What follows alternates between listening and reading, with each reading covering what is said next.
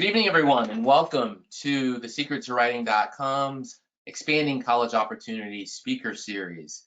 I am delighted to have you with us this evening. My name is Stan Lemons, and I will be the moderator for today's discussion on considering a faith-based college. Here's some food for thought. Tonight, we are honored to have three distinguished panelists that will participate in the webinar. We have Katie White from Pepperdine University, Kevin Medina from the Catholic University of America, and Jessica Berry from Harding University. The format for the webinar, as is the case for all of our webinars, is they're intended to be relaxed and casual and somewhat of a fireside chat feel. And so that will be what I will attempt to do, and just to hopefully, and as I'm sure it will be the case, engage our audience or our panelists in a lively discussion about attending a faith-based institution. At the conclusion of, well, I should actually just thank you all for sending in questions. I appreciate that, and I have tried to take your questions and incorporate them into some of the questions that I will ask the panelists. But as I shared with them a few minutes before we started this evening, I like to freestyle a little bit, so we might go completely off script, and we'll just see where things go. So with that said, again, I want to thank you, and I will turn to the panelists and ask them our first question. That question is, I'd like for them, in their own words, to introduce themselves and tell us a little bit about who they are, what they do, and what school they're representing, and also to share perhaps one interesting characteristic about their job or school that they want to share with the audience. I didn't sort of do a lottery or anything on who would go first, but I'm gonna go by last name. So Jessica, I think you will be our first panelist to start us off. So please. Sometimes it's a gift and a curse to have a high or a letter last name that's right after A. So Right. Right. it's a gift. It's a gift in graduation, and a curse if they go by alphabetical order. Right. Hello, everyone. My name is Jessica Berry. I work for Harding University in Searcy, Arkansas. It's a rural town about 50 miles from Little Rock, the capital in Arkansas. I am an admissions counselor for transfer students, and I also serve as the multicultural liaison in the office. Basically, our model is that we heavily recruit at churches and at different youth rallies and Christian schools. And so I'm helping my university fulfill one of the strategic plans of increasing diversity here on campus. And so I connect my recruiters to predominantly African American churches and Spanish speaking churches, bilingual churches, and just really try to build that bridge, develop it, continue to maintain it, and just create ways and execute ways to increase diversity in our recruiting in our office. I also am a sponsor for the Black Student Association here on campus, and then also a sponsor for one of our social clubs that we have, Pi Theta Phi, on our campus. And that really keeps me engaged with the students that we have, and kind of stay on trend, as you would say, with student life, and just really helps my job when I go out and recruit. I can, wholeheartedly and firsthand say, this is what the students are doing here on campus because I'm engaged with them and going through extracurricular activities with them and things like that. With the transfer part of my position, it's fairly new. here at Harding. Harding tapped into the transfer market around 2018, and I came in a year later. And I'm pretty much building this position from the ground up, looking at processes and improving them, developing processes, and also trying to make um, my my peers and superiors aware of the transfer world. Terrific. Um, Transfer students are very special in the way that they keep your retention rate high. They keep a high graduation rate, and they're they're a pipeline that a lot of schools didn't pay attention to. Yes. Unfortunately, they started paying attention when the FTIC students started dropping that rate, and so they were like, "Oh, transfer students, what's that about?" And so it's a wave across America. A lot of people, a lot of schools are trying and are succeeding in the transfer world. And so I feel like that I was put into this position to serve and just try to, create the best environment for the underserved. So Okay. Yeah. yeah, Terrific. Thank you, you're welcome. Jessica, for your introduction. I want to uh, shift to Kevin. Looks like you're next in line. Please. Thank you. Well, welcome everybody, and thank you guys all for taking some time out of your evening. My name is Kevin Medina. I am one of the assistant deans of undergraduate admission at Catholic University in our nation's capital, right in Washington, D.C. As similar to Jessica, I spearhead a lot of our diverse initiatives, but we do have counselors all across the country that are visiting and working with students from all 50 states, as well as our international students and transfer population as well. The best way that I will typically describe, or what I think is the best way that I typically describe Catholic University is that we are a metropolitan campus, but only when students want it to be. So, as I mentioned, we sit right in Washington, D.C., but we are the largest self-contained campus in the city. And you may be asking what that means. Essentially, we are in a bubble. All of our academic buildings, our dorms, athletic fields, performing arts centers sit on 176 acres of land. Although we are in the city, students do not have to metro to any other part of campus. They're not shuttling to any other part of campus, and but we are the only university actually in Washington D.C. and there are many in the city, Right. but we are the only university that actually has a dedicated metro stop on our campus. So kind of going back to that idea of a metropolitan campus, but only when you want it to be. Our students really do get the best of both worlds. They get a really expansive, traditional looking college campus environment with a lot of green space and old looking buildings and everything of the sorts, but they also have everything that downtown Washington, D.C. and being in the nation's capital have to offer, just 3 short metro stops away. It's basically like 6 minutes down on the same metro line.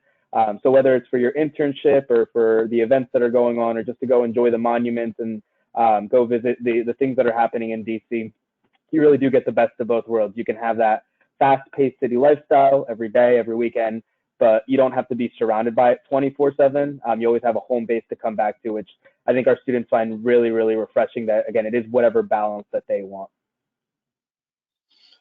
Terrific. I just want to interject there. I spent one semester when I was an undergraduate student at Georgetown. I had no idea that Catholic University America had 170, you said 176 acres Yep. Yeah. So we are in pretty the city of expansive. Yeah. Washington. Yeah. That's So like big. we are tucked away right in Northeast DC. So a lot of green space, a lot of undeveloped land that we haven't even tapped into yet. All of our athletic fields are all on our campus as well. So again, it's really enjoyable. It's a really beautiful campus as well because of kind of all of that nature. And you step on the middle of campus, you look around, and you may not even realize that you are right in the middle of a major metropolitan city. Wow, that's amazing. All right, well, thank you so much, Kevin, for your introduction. Last but not least of our three-person panel, Katie White from Pepperdine University. Katie, please, the mic is yours. Hi, everyone. Thanks again so much for being here tonight and tuning in to learn more about our universities and learn about faith-based colleges. My name is Katie White, and I serve as the Associate Director of Admission at Pepperdine University. I've been in the admission office for about 3 years now, and just before that, I was a student at Pepperdine, so I have lots of experience on the student side of things as well as the admission side of things. So excited to talk a little bit about both of those tonight with you all. I would say something that makes Pepperdine unique as a university is probably our location as well. It's hard not to talk about it. We are located in Malibu, California, so we have the Pacific Ocean as our front yard, the Santa Monica Mountain Range as our backyard, so definitely makes a beautiful campus, but also we are about 20 minutes north of Santa Monica and then about 40 minutes to downtown Los Angeles, so making there lots of opportunities for our students when it comes to utilizing that big city resources. But similar to what Kevin shared, we definitely feel like we are tucked away in a bubble in the greater Los Angeles area, which I think our students really enjoy. Terrific. That's wonderful. Thank you so much. Thank you all for your introduction. I'd like to shift to some of the questions that I prepared. And the first question is, the term faith-based college or university is often used in the media and in casual conversation to describe really your respective schools. How do you define a faith-based college or university?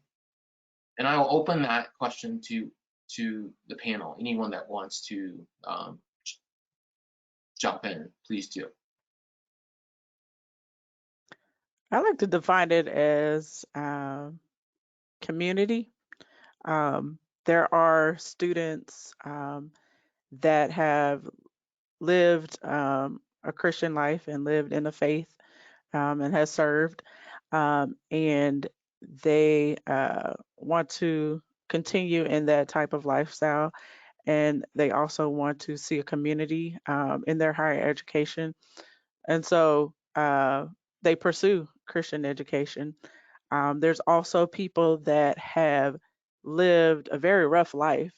And I'm speaking to experience with some of this definition here, or not personal experience, but just I've engaged with students. They have lived a life where it hasn't been very fruitful, and they're searching for something. They're searching for a sense of belonging, and they see that in higher education, higher Christian education, and they pursue the type of universities that you see here provided tonight, and they feel good because they belong to a community. They can define themselves in that community, and so the best way I can describe that is community. Thank you. Kevin, you're at the Catholic University of America. Is there a difference, or how do you define a faith-based college? No, I would say community is definitely one of the best terms of describing, a faith-based institution. I would say for, most if not all faith-based, it's a foundational aspect of, what makes where we are what we are.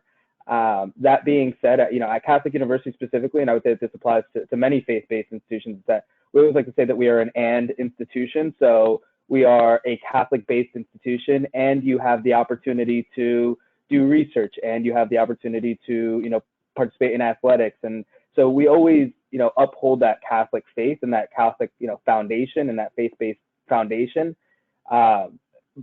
But we always have that and aspect to it. And so it is a foundational, and we also include all of these other really great aspects. And having that faith-based is just an add-on to everything else, especially that community aspect of what you're going to be a part of. Something that you said really triggers another question thought in my head, and I want to piggyback on what you just said, and then I'm going to flip over to you, Katie, and ask you this question as well. So, Kevin, given what you've said about that Catholicism or being a Catholic institution is sort of part of what you do, and you mentioned research and so on, and other aspects of the university. Can you comment or share to what extent is Catholicism a part of the curriculum, and just being Catholic part of what happens in the classroom? So we'll go there, and then I'm going to go to Katie and ask a similar question as it relates to Pepperdine being a Christian university. Yeah, absolutely. I would say it definitely is a part of our, and it is purposely a part of our core curriculum. Depending on what your major is, it may impact how many courses of certain areas you take, but kind of starting off from freshman year, every student is going to be a part of our first year experience. And this is a set of 4 courses. It's English philosophy first semester, and then philosophy theology second semester.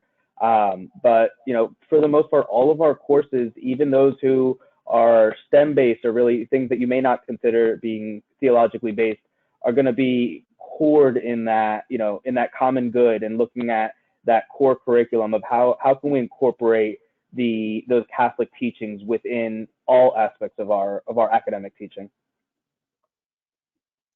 Okay. Katie, can you comment on the question of how does religion or spirituality factor into the curriculum at Pepperdine?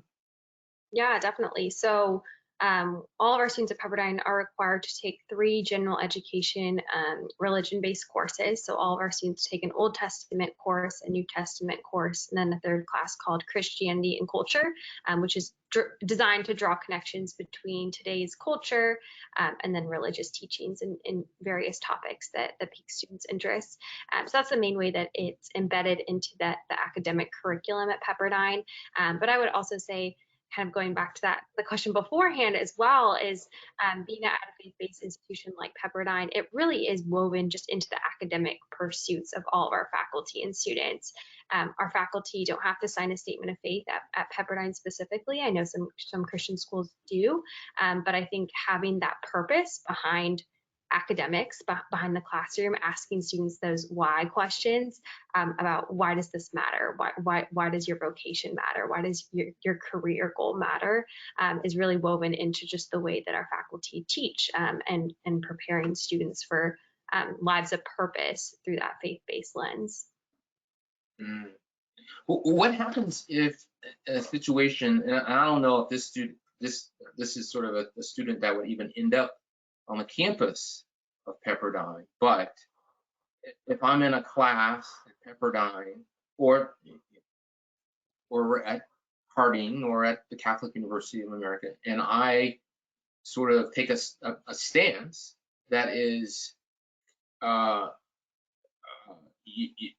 completely off the path of your religious teachings, or the I'm trying to use my words carefully here, and I need to just spit it out. So Yeah. in other words, if I don't believe in God, or if I believe in if my views on abortion is contrary to the common thought around that topic, am I going to be isolated? Will I even get in the door? I may not even get in there at your school.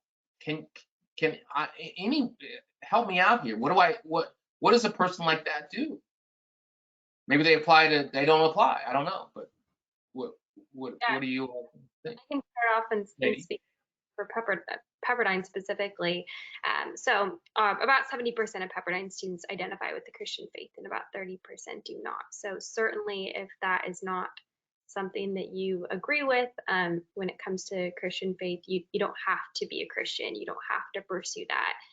On Pepperdine's application, we do ask a faith-based essay question that says, considering we're a faith-based school, why are you interested in attending? So we make sure that right away students know what they're getting into. We do want to be comfortable around faith-based conversations, because they will happen in our classrooms. They will happen on our campus. But at the same time, we want to present to you in teaching an example, a Christian way of life, but we don't compel students to accept it by any means. More of the technical side, I should say, of the admissions process. We're not very rigorous with our application process. We just kind of want to get your vitals so we can get you in our system. With that being said, we are very intentional with building relationships with whomever is interested in Harding University. And so, in the midst of the relationship building, we kind of see, where this person stands. We create a lot of opportunities to sit down and have conversation. And within those opportunities that we create, we learn, how people think. Um, as to where other schools, they learn who a person is through the written word. We sit down and we verbally discuss, different things, and we open the floor for conversations and topics. One of our, I'm gonna let some of the secret out how we recruit. We intentionally create coffee meetups, and we block out 30 minutes to an hour to meet with a family, and we sit down, and of course, we talk about the process and what it's like at Harding, and hype up the culture. And then if there's anything else, we say, tell us a little bit about yourself, and that opens up the floor to talk about anything. And so, if topics like abortion or, racism, that's like the hot topic button that everybody's talking about, and just like diversity and things like that, some of those situations and those conversations come up and we talk about it. We don't try to push away anyone, but we also are very grounded in what we, and we express that, and we unapologetically talk about what Harding stands for. Um, we don't necessarily impose it on people, but we say this is what Harding is, this is the mission statement, this is what we're about. And throughout conversation, if a student decides, hey, this may be the place for me, I want to go here, this may not be the place for me. And, we respectfully either continue down that process or say, thank you for looking at us. Can we help you and aid you in another college search, or do you need recommendations and things like that? So it's a friendly, mutual exchange for sure on the basis of relationship building. Mm, okay. I definitely feel like you're letting the secret out a little bit here, Jess. Yeah. But that's good. You can come here and get the secret. All right, I got you. Well, I mean, that your responses sort of direct me or lead me to ask the question, um, if we were to think about faith-based colleges in general, I'm wondering kind of, who is that student? I'm trying to, if I want to build a profile of the type of student that would want to go to um, a faith-based institution, who is that person? What is that person like? And what do you, based off of your experiences, what do you all would see? Perhaps even what do you look for? But I'm just, again, my idea is centered around, um, who is it that seeks this type of education, or to participate or to attend your type of school? Kevin, can you start us off? Yeah, I can definitely start. And we get that question a lot. And to be completely transparent, I do push back on a little bit on that question, when students ask and when families ask of, what are you looking for in the student? Because we don't, at Catholic, we don't have a specific cookie cutter mold of what we are looking for in a student. I could tell you what our profile of a general student does look like, but that doesn't, that's not necessarily what we are looking for in terms of, the types of students that are applying and are admitted to the university, because we do get students from all across the country and all over the globe that, how they even define their faith, or what type of high school or what demographic they go, or what demographic they were part of, are all encompassing. And I think that is kind of one of the great parts about our campus, and a lot of campuses all across the country, that it is, a mix of all different types of upbringings and beliefs and ideologies. And so when somebody asks, what are you looking for in a specific student, I always push back a little bit because, again, there's no specific mold of yes or no type of this is what we're looking for within a student. And again, that cookie cutter is and not something that we are specifically looking for, because we want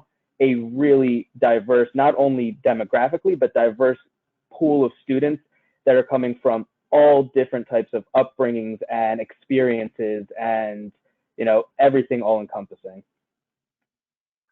I just one quick follow up to that, and then I definitely want to stay on this question. But in your case, Kevin, I mean, you're at the Catholic University of America. So how does, I mean, I would think like even in your recruitment from a recruitment standpoint, just bridging the gap, or not the gap, but getting over sort of not apologizing about the name or anything, but just sort of helping people to see, hey, we do seek, whatever it, we seek a range, students from diverse backgrounds, and perhaps you see the name and you say, well, I want a school that is that promotes and that is very much about spirituality.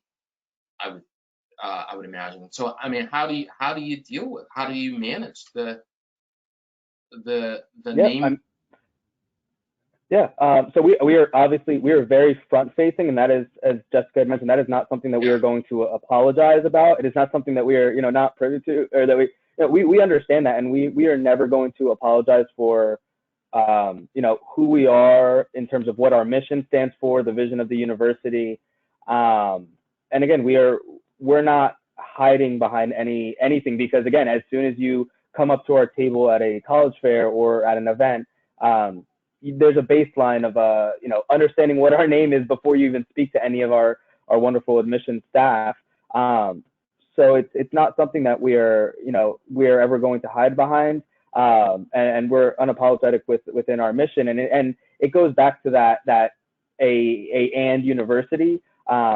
We are never going to say we are Catholic, but so on and so forth. We really do purposefully use that and saying, because we do not want to say Catholic but and then X, Y, and Z. We are Catholic and we have all of these other great opportunities and great resources and a wonderful campus for all of our students. Mm-hmm. Thank you. Katie, in your estimation, what is that student like, or what is that profile of the student that seeks to attend a faith-based institution, and then in your case, particularly Pepperdine? Yeah, that's a great question. I think two kind of buzzwords that come to mind are service and leadership. So students that really have that heart for others, a heart for the world, a desire to be a global citizen in that regard as well. So service is something that we really prioritize here at Pepperdine. It's part of our mission. It is something that we always look for in the application process and students' applications. But it's also the kind of student that I think does really well at Pepperdine, is a student that wants to serve. And then leadership as well.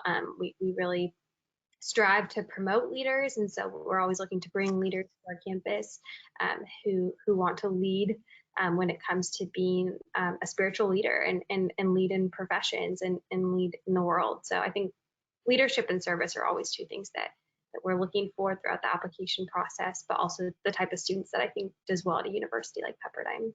Mm-hmm. I think leadership is like the foundation for a faith-based student, you know.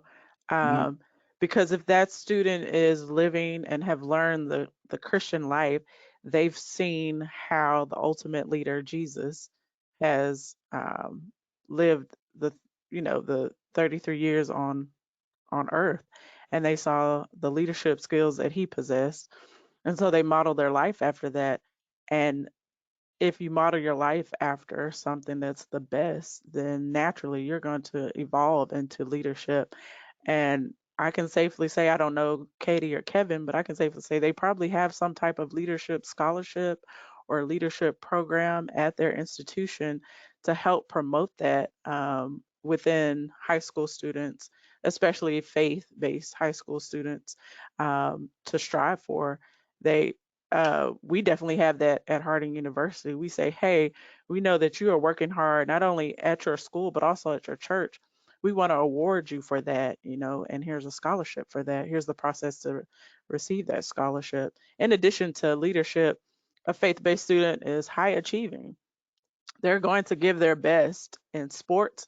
They're going to give their best academically, and most importantly, they're going to give their best spiritually. They're going to try hard to do well in those areas. And it's funny, a lot of students that I work with, um, sometimes they fall short academically and they come to Harding. Oh, you're a Christian school, so we know you're gonna find redemption and you're gonna help us out.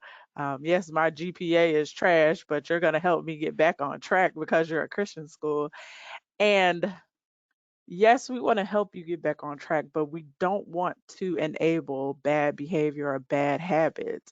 And so we set the bar high with some of our scholarships and things like that, and we definitely seek out the higher achieving students. We reward them specifically if we have a trustee scholar ship award that if you make a 32 or above on the ACT, we give you full tuition. You come and interview for that process and everything. And so we want to reward you for being high achieving. And so I think leadership is kind of like that mold, and then high achieving is also incorporated in that. And with those uh, adjectives to describe that type of student, that's the type of student that we seek at Harding University. We definitely present on our website what type of student we have, and each student has an opportunity to be a leader on campus throughout our various organizations, throughout various spiritual groups that we have on campus. And we take them on that leadership level and we catapult them to another level of leadership. Terrific. I mean, at the end, I do want to give you all an opportunity to make your pitch, so to speak, for your respective schools. However, Jessica did throw an alley-oop out there. I mean, if Kevin or Katie, if there is sort of a leadership scholarship or something that's available at your school, please take 30 seconds to just point that out before I go on to my next question. And maybe there is, and maybe we can come back to it, but I didn't want to let that one go by. I can go. I mean, so at Catholic, so all of our students are considered for all of our scholarships automatically. There's no separate application. And so we do have a bulk of our scholarships come within the form of our merit scholarship. Last year, they ranged from $17,000 to $32,000 a year. But we do have a parish scholarship for any student who is a part of a Catholic parish, a legacy grant, and then we do also have a full tuition scholarship as well. It is definitely our most competitive for our highest achieving students, and really for students who are both showing that sense of leadership, but also, and I think one of another kind of descriptive factor, descriptive trait is students who are showing a sense of intellectual curiosity and really interested in a lot of different aspects of both the academic and the campus community. Those are the students that typically end up getting chosen for those. So that's just a quick rundown of different scholarships that we have. But again, students are automatically going to be considered. There's no separate application for those or for our honors program either. Yeah, Pepperdine, we're the same as what Kevin shared. There's no separate forms to be eligible for all of our merit-based scholarships, and we have a holistic approach to awarding those merit scholarships. So leadership is part of the consideration, along with academics and character and service and all those other components. We do have a Christian leadership scholarship as well, and that is strictly for our students who are affiliated with the Churches of Christ, which is our religious affiliation. Okay, terrific. So many moons ago, I was a 17-year-old, and I'm thinking back 17, 18, years old. I'm getting ready. I'm thinking about going to college. I'm leaving home. I'm going to be on my own. My mind back then was sure academics, but I'm thinking about my social life. What is it going to be like once I land at college on a Friday night, on a Saturday night? What am I going to be doing? So, with that said, I'm sure there's some students out there that are wondering and are asking the same question of what is it like? What is the social life like, or the extracurricular activities? What is that like at a faith-based institution? Can you help those students out there that are kind of, thinking and wondering, shall I just say it? Am I going to be, sitting in my room on Friday night at 9 o'clock, reading scripture or what have you? Not that there's anything wrong with that, but I'm just saying, please. I open it up to all three of you to dive in there. What is the social life, extracurricular activity like at your, and we can just say at your respective institutions and perhaps extrapolate from there in terms of faith-based institutions in general. I'm happy to just kick us off. All right. I would say Pepperdine social life, there's so much to do on our campus in so many regards. We have Greek life at Pepperdine. We have over 60 different student-led clubs and organizations. We have a group called the Student Programming Board, and their job is to make sure that every single night there's something happening on campus. So whether that is talent shows, we've had a haunted house last weekend, pumpkin carving, our homecoming weekend is also every October. We do a big Winter Wonderland Festival the month of December. There really is no shortage of social life. I also think something unique to Pepperdine, like I talked about earlier, is our location. So there certainly is lots to do off campus as well, surfing, hiking, going to Los Angeles late at night with friends, grab milkshakes, things like that. I would say in terms of community and social life, being a Christian university, there is a lot of students who do choose to participate in Bible studies in the evenings. We have worship nights that happen very frequently on our campus, church services that students can attend. So a lot of those conversations around faith, conversations around growth, a lot of mentorship happening on our campus with faculty and staff and students as well. So no shortage of things happening on our campus, but lots of faith-based involvement as well. Mm-hmm. Kevin, go ahead. Yeah, I would say it's, similar in a lot of ways. I would say that I genuinely challenge you to be bored on our campus.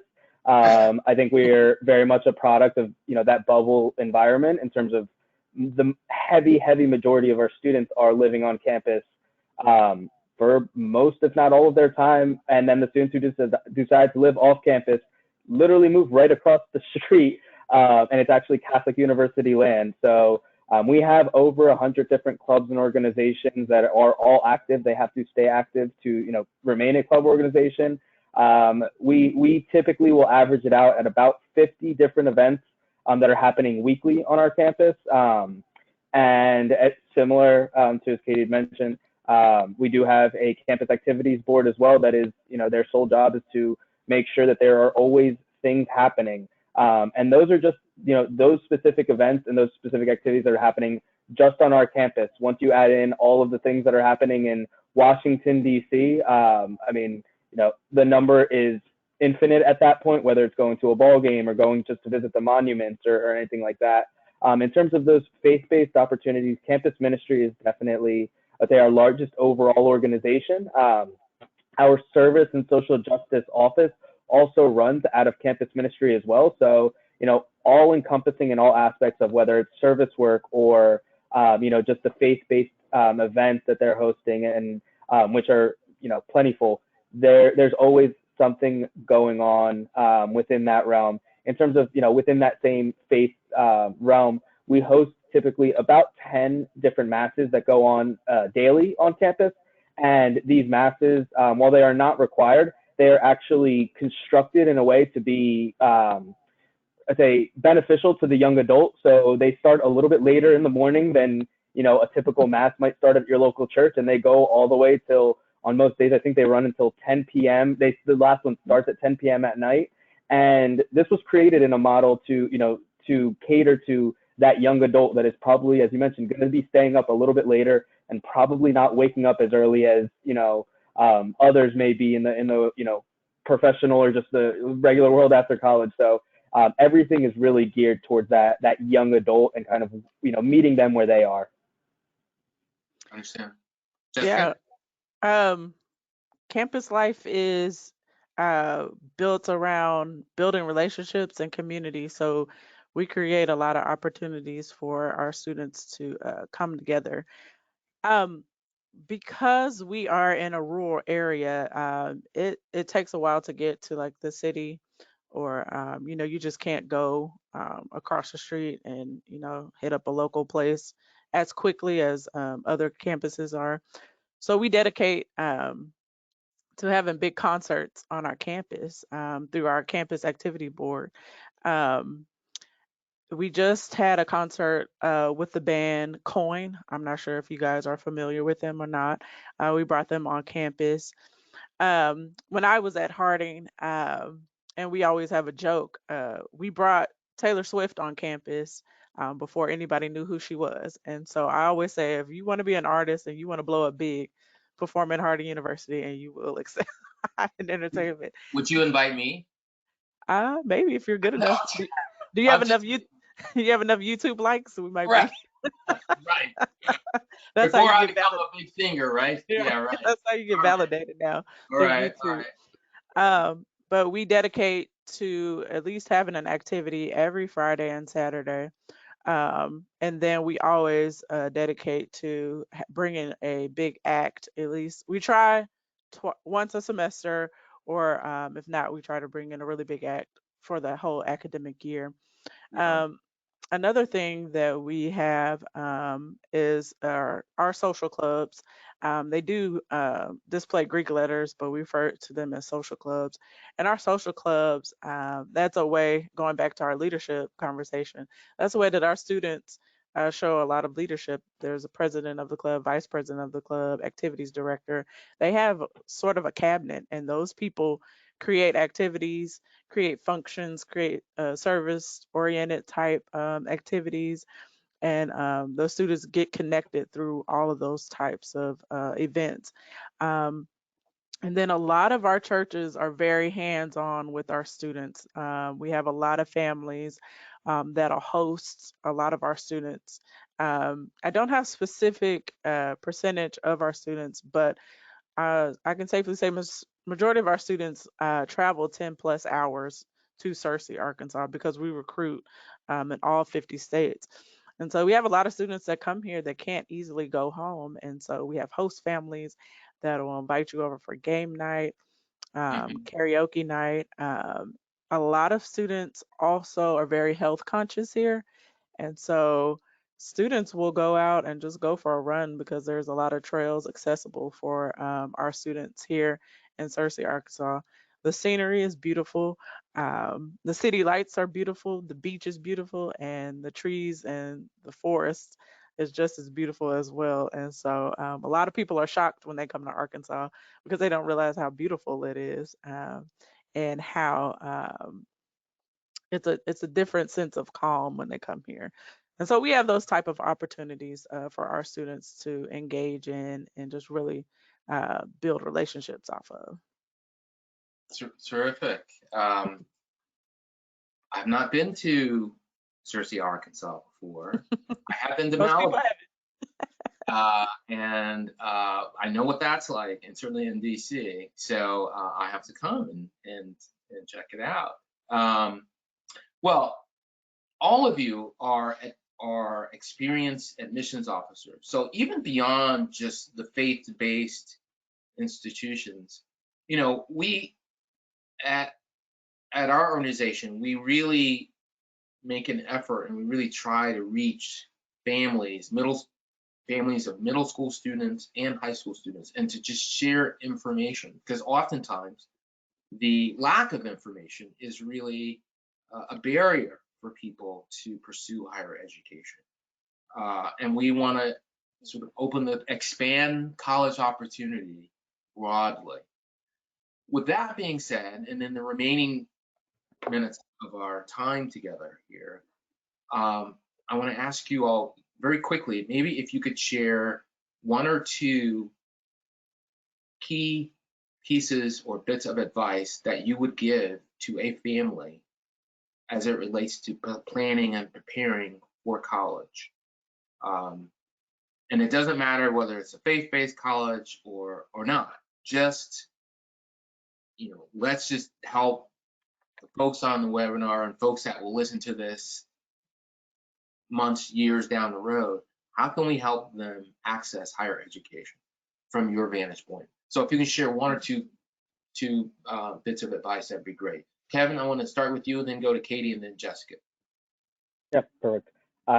So I would say one of the things that I always try and hit home on is to, use the resources that are around you. Your high school counselor, as well as the admission counselor on the college side. We've gone through it. We've heard the questions. We are, for all intents and purposes, the experts at our respective institutions, and ask us those questions or really use this as a resource to make your process as easy as possible, because that's really what we're trying to do. We're trying to make your admission process and your application process as easy, as enjoyable, really more than anything, as possible, because we do love to talk about our institutions. We do love to show you what types of resources and what types of opportunities and all the fun you can have. So definitely utilize us as a resource. And again, we've heard all of the questions before, so don't be afraid to ask those questions. Another just advice, and this is kind of, I think that we are almost grateful for this, and we took this for advantage. Visit universities. Like I said, that was something that a lot of students in the past 2 years haven't had the opportunity to do. So even if it isn't a university that you are necessarily the most interested in, if it is close by, visit a few of the universities that are close by to you that are very different from each other, and you'll start to realize, I would say relatively quickly, whether you want a city or rural or really large state school or a smaller private liberal arts institution. Just visiting those campuses early on will give you a really great sense of where you feel at home and where you are going to be successful at ultimately. Thank you. That's terrific advice. Katie, what are your thoughts? Yeah, I would echo what Kevin said, but to not be repetitive, I'll share two other pieces of advice. Okay. One is don't be afraid to step outside your comfort zone when it comes to the college search process. You're always just a plane ride away. I always say that. And this is really 4 years where a student can do something different. They can always come home, but don't be afraid to step outside your comfort zone. Don't be afraid to apply to some schools that might not be close to home. Because come spring of senior year, you might be really wanting to go elsewhere and try something new. So I would just challenge you students to look all over the country, look at different types of universities, and don't be afraid to just apply and see what's out there and what's available for you. My second piece of advice, kind of in the same vein, is don't ever let the sticker price deter you from applying to a university. At a school like Pepperdine, we definitely have that higher cost of attendance. We are a private liberal arts school in Malibu, California, but you can be very surprised at scholarships that are available for students. Oftentimes with those private universities with the higher sticker price, there's that much more funds available for students to receive. It's the same tuition, whether you're coming from in-state or out of state. So I'd encourage again and challenge you students just to apply. Then you'll receive your financial aid package and then can have those conversations with your family about what it might take to make that university possible for you. Katie, thank you so much for that point. I mean, both of your points, but especially the point as it relates to sticker price and cost, because that oftentimes is the deterrent for people to not apply. You look on a website and you think, my goodness, how, where's that going to come from? And what I'm hearing you say, and quite frankly, what I often say to families is, the sticker price, it is what it is. It's posted there, but a lot of times the cost for you to go to a school, even a local school that perhaps is, 20,000, 15,000, whatever the case might be, like, it could be cheaper. Ultimately, it could be cheaper for you to go to a school that's more expensive or with a higher sticker price than another school with a lower sticker price. So you really just need to look at it, as I say, on an individual basis. Don't be afraid to apply. Also, apply to a basket of schools with a range of price points, and communicate with a school. I mean, and really just investigate to try to find out about the different types of scholarships that might be available, whether they're posted or not. But don't just stop at what you see as in terms of the sticker price. So I really, in my conversations with families, money and the cost of colleges, it's on the minds of all of us. So thank you so much for that comment. Jessica, I want to turn to you. A couple of bits of advice. Um, I have some advice that'll kind of take a little bit of work and longevity. Um, Well, we it, don't have a whole lot of time, Jessica. no, not in my comment, but just Oh, in your actions. okay. It's more of saving money. Ah, Um, Especially if your yeah. student is in middle school, create a culture to where they can earn money and invest it. There are so many investment opportunities, especially in Cash App. You can invest while you have, the Cash App. They have opportunities. If you get money, you can invest that money that you receive from someone. Um, my father was very diligent and very a good steward of his money, and he knew me and my sister was coming to Harding, and so he set aside some funds, for us to come here. And so I encourage families, as your uh, little loved one is growing up, find some ways to invest and create some funds. And yes, there are scholarships out there, and maybe that money that you're investing in can help them purchase a car or a laptop or some things like that, and it'll kind of ease that financial tension that you feel, especially as you're trying to regroup after being in this pandemic. And um, there's a lot of crisis that happens with our national budget and things like that. And so just being prepared financially will always help, release some tension and things like that.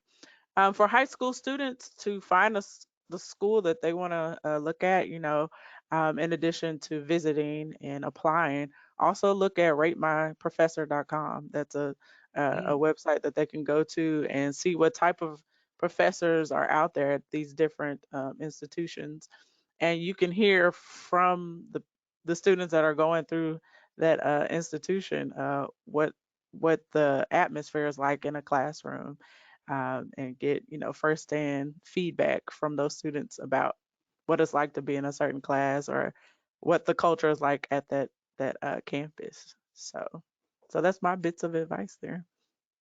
wow, this is phenomenal. That's great points, and I especially, what really resonated with me was your point about sort of saving and investing, but saving starting early. When your child is in middle school, not even elementary school, and just Mhm.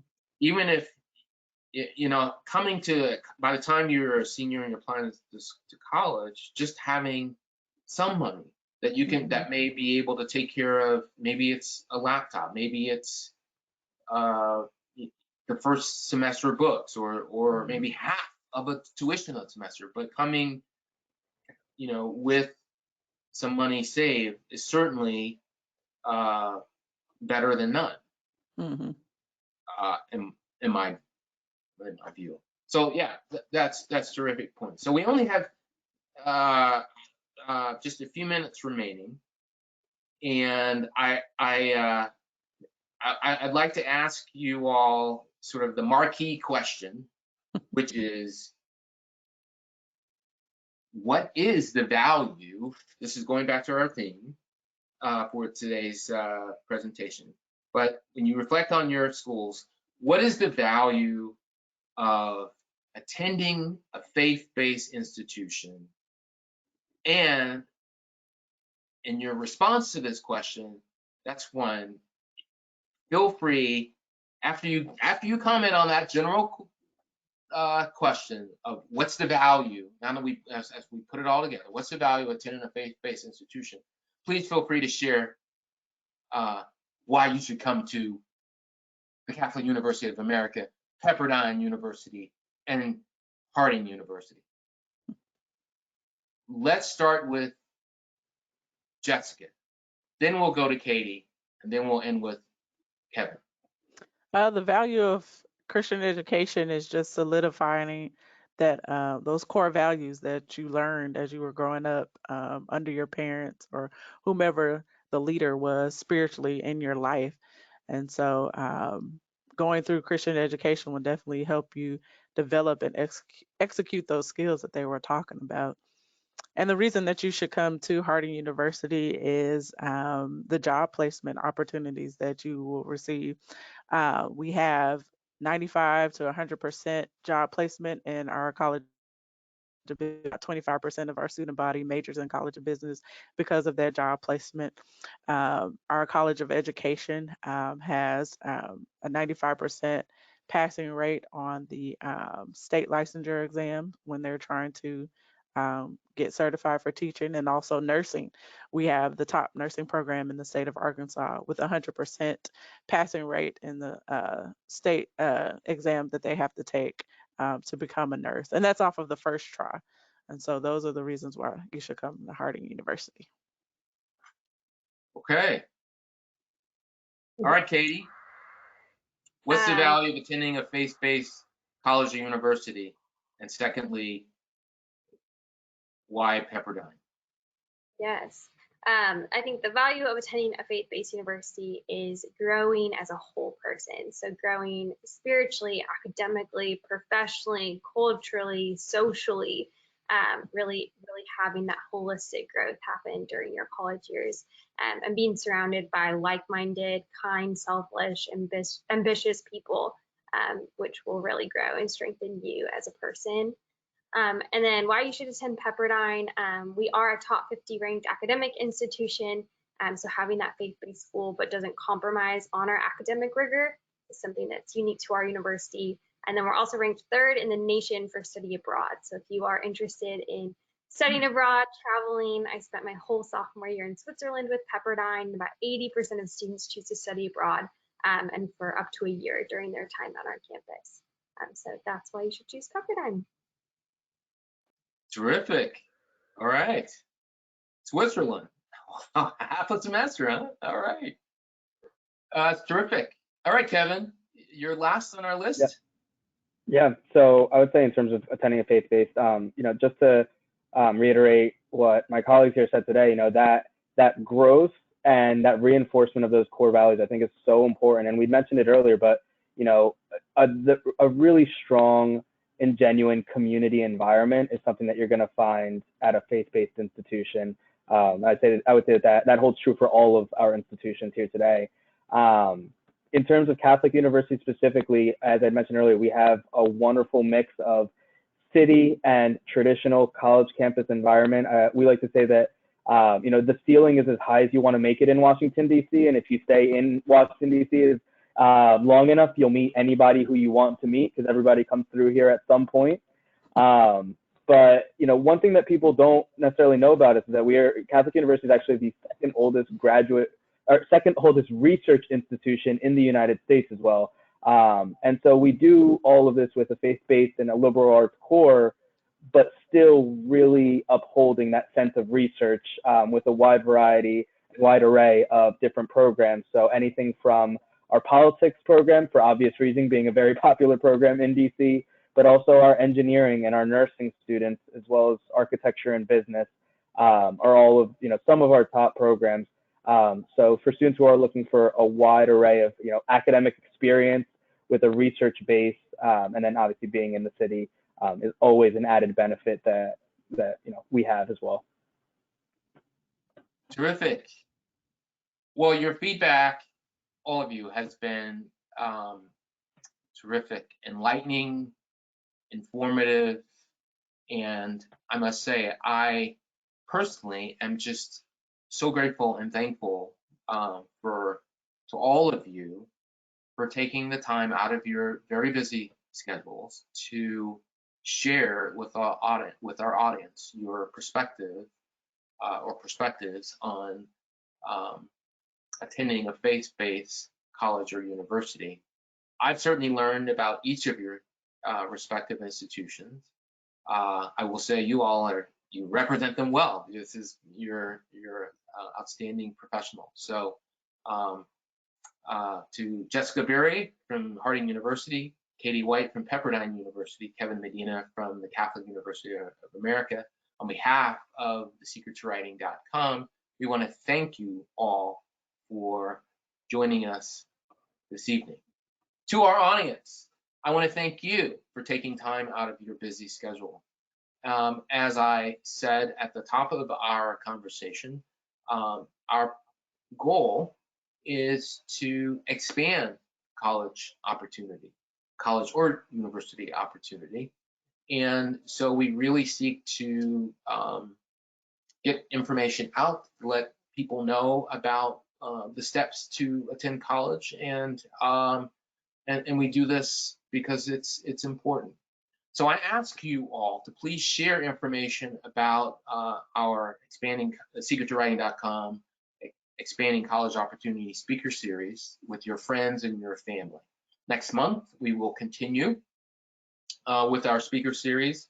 You can go to our website, thesecretToWriting.com, go under speaking, and then you will see Expanding College Opportunity Speaker Series. If you go to the month of November, you'll see our 2 speakers speaking events that are scheduled. They are going to be fantastic, as was tonight.